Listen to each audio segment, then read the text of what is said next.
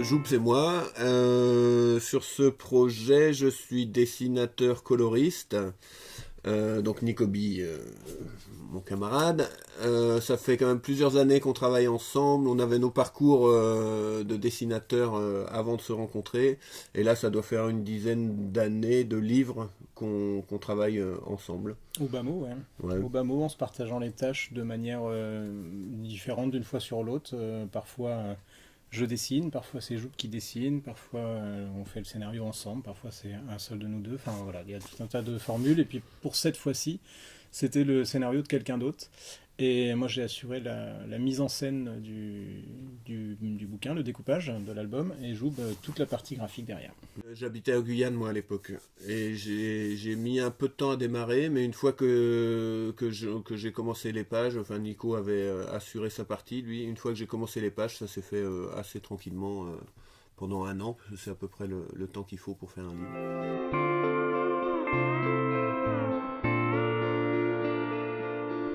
Il y avait déjà l'univers, moi, qui me correspondait bien.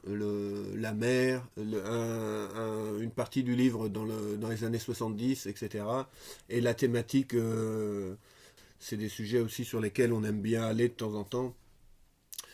On est peut-être un peu plus irrévérencieux ou rigolard dans nos autres productions, mais c'est vrai que dans plusieurs, on aborde, sur les livres de Guyane, on avait aussi ces problématiques là, de population, de clandestins en forêt, etc.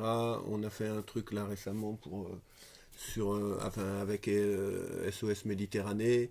Voilà, c'est aussi des sujets qui nous plaisent et puis qui nous permettent de s'investir de temps en temps, donc c'est plutôt intéressant.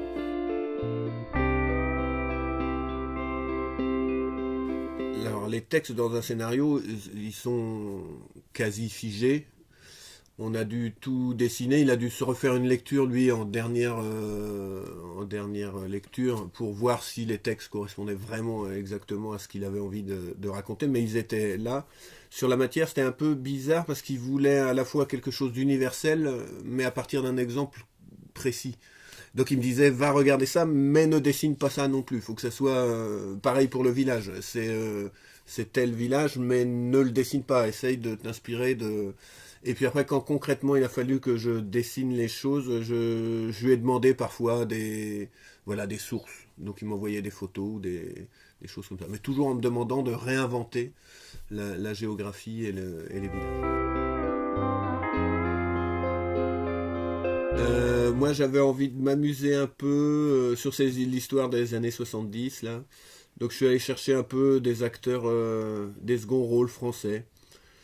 À la fois dans les types de personnages. Je me souviens avoir un peu être allé regarder du côté de Jean Carmet, Marielle, Jean Rochefort, des choses comme ça, avec des idées de stature et de costume.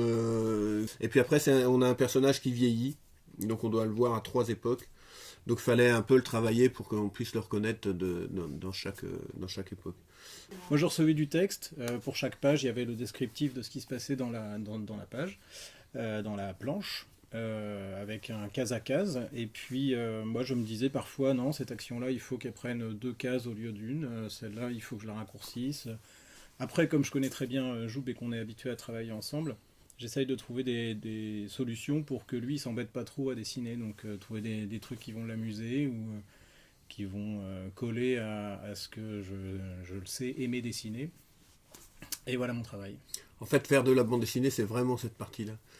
C'est vraiment d'associer le texte à l'image et de réorganiser la page. Et c'est un travail, en tout cas ce brouillon-là, qu'on ne voit jamais, on se focalise soit sur le texte, soit sur le dessin, mais qui sont en fait qu'un habillage.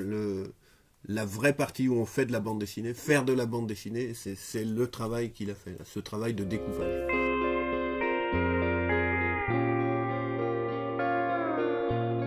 C'est vrai que ce livre-là, je l'ai traité techniquement, c'est ce qu'on appelle les couleurs directes, c'est-à-dire que je prends la feuille, je fais le découpage que Nico a fait, je trace les cases, j'écris les textes, je crayonne, j'encre sur la page et je mets en couleur sur la même page.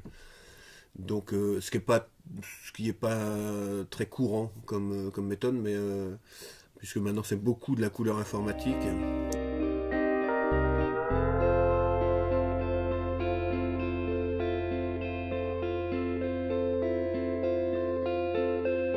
Assez rapidement, on s'est retrouvés à travailler ensemble, d'abord sur des projets très ponctuels de bande dessinée publicitaire ou de commandes institutionnelles comme ça. Et puis, de fil en aiguille, on a développé des envies communes pour certains sujets. Ça a commencé avec Harakiri, si je ne m'abuse. Ouais, Qui a dû être des le premier qu'on a fait des ensemble. bouquins de témoignages. Donc il y avait des thématiques qui nous tenaient à cœur, et puis il se trouvait qu'on était finalement plus efficaces tous les deux que chacun de son côté pour les traiter, quoi. Et ça a commencé avec Harakiri, ensuite il y a eu Jean-Claude Fournier, puis ensuite tout un tas d'autres petites envies comme ça qu'on arrivait à se communiquer l'un l'autre et à en faire un livre. Avec cette idée de se partager le boulot d'une fois sur l'autre un peu différemment, mais là où chacun prend le plus de plaisir, où est le plus efficace. Ce qui nous permet d'être assez rapide quand on travaille ensemble. C'est aussi quelque chose qui nous plaît bien dans notre démarche à deux.